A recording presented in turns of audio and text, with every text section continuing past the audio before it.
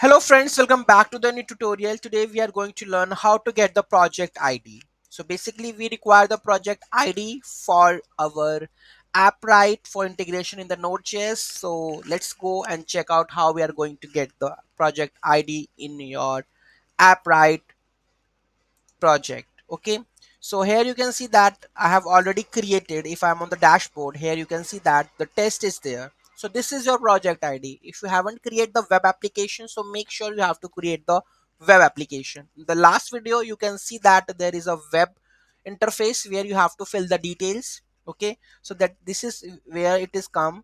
Okay, and if you want to add a platform here, you can see that I have already add a platform, right? So test web. So here you can see that I have add all the information like host name and everything.